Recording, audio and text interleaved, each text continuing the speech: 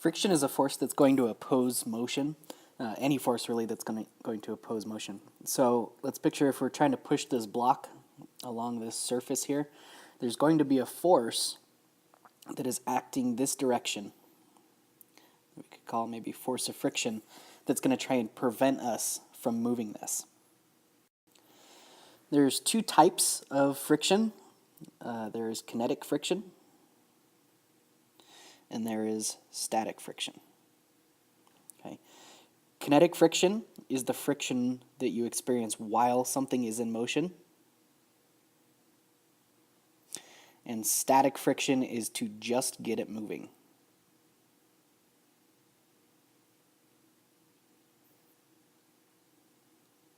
Okay. So, you have to push really, really hard to get something moving, and then once it's moving, because it has some momentum behind it, some inertia behind it, it's going to be a little bit easier to keep moving. So usually, kinetic friction is going to be a little bit less than static friction, right? We have to push really hard to get it going, then once it's going, we just have to kind of nicely oppose that frictional force while it's moving. Friction comes from having two surfaces rubbing together. So if we were to look really closely at what friction looks like, we might see something along the lines of this, where we have our direction of motion or attempted motion going this way, and then friction force acting that way. Well, when we look really, really closely at the surfaces actually aren't smooth. Even the smoothest surfaces that you can think of have these little ridges and bumps, especially when you get down on maybe even a molecular level.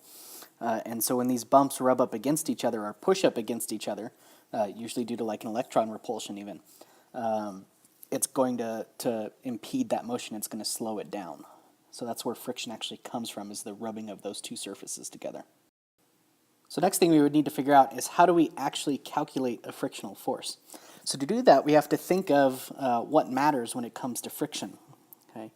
Well, one thing that matters that's kind of obvious is the two surfaces that are in contact, right? If I have my one surface here and my little box pushing along, if all of a sudden instead of pushing this box along, maybe a gravel surface, now I push it across ice, there's going to be a difference in the amount of friction there. So those two surfaces that are in contact matter. The other thing that matters is the normal force, or the weight of the object that's pushing down on it, right? Because normal force is going to be opposite of that. So if we have our force of gravity pushing down here, the weight of the object, the more an object weighs, the harder it's going to push against that surface, and that's going to push those little bumps and things closer and tighter together and make it hard to move.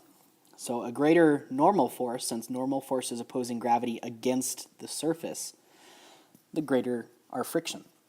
So our two equations to calculate friction look like this, and we'll start with kinetic first. So for kinetic friction, we're going to say Fk equals mu k Fn. And this mu k here is what we call the coefficient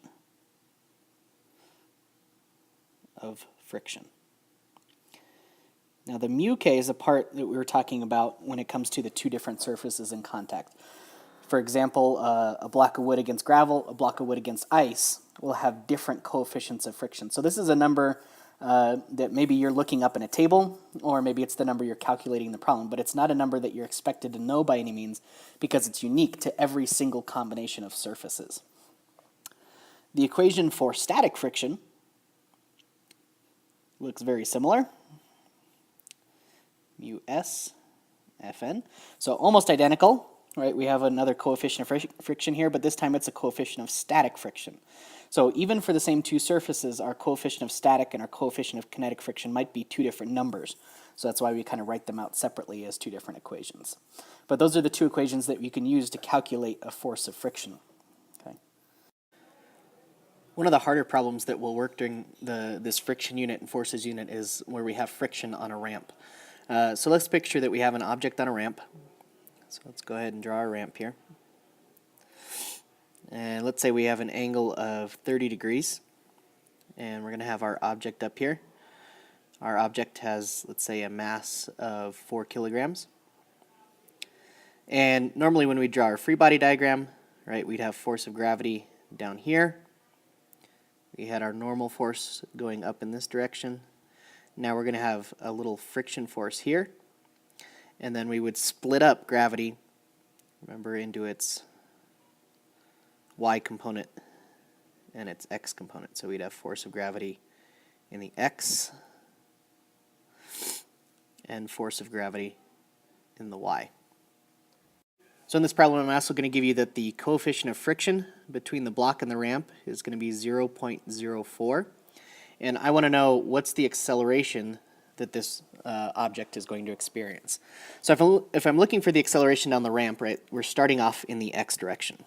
So sum of all of our forces in the x direction. So let's go ahead and use our blue here since that matches our x direction. Sum of all of our forces in the x direction equals mass times acceleration in the x. Well, the forces we have in the x direction, I have force of gravity in the x direction, and I have friction opposing that, equals mass times acceleration in the x direction.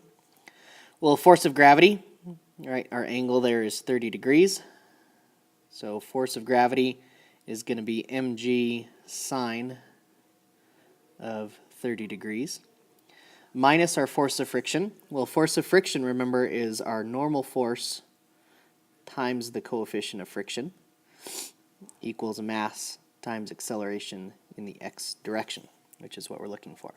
So I have m, I have g, I have my coefficient, I have mass, I'm looking for acceleration. The one piece that I'm missing here is my normal force. Well, normal force doesn't act in the x direction. Normal force is a y component thing, so we're going to have to do a little side problem here and jump over to our y direction. So I'm going to say sum of all of my forces in the y direction equals mass times acceleration in the y direction. Well, there's no motion in my y direction, right? As this thing moves down the ramp, it's not bouncing up and down like this, so there's no acceleration in the y direction, so we can call that 0. That lets me know that if I take normal force minus force of gravity in the y, that's going to equal 0. So normal force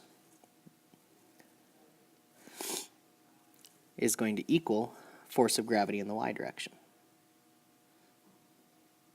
And that would equal mg cosine theta, or mg cosine of 30 degrees in this case. So let's take that, and we're going to plug it in for our normal force here. And we're going to end up with mg sine theta, or sine of 30 degrees, minus mg cosine theta, or cosine of 30 degrees, times our coefficient of friction, equals mass times acceleration in the x direction. Well, notice I have mass in every single term, so that's going to disappear.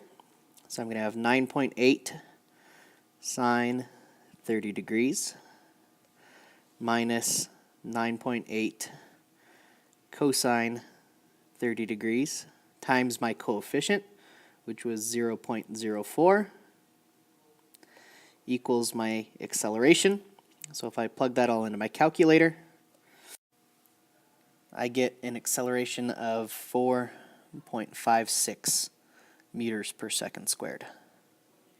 And that's our final answer.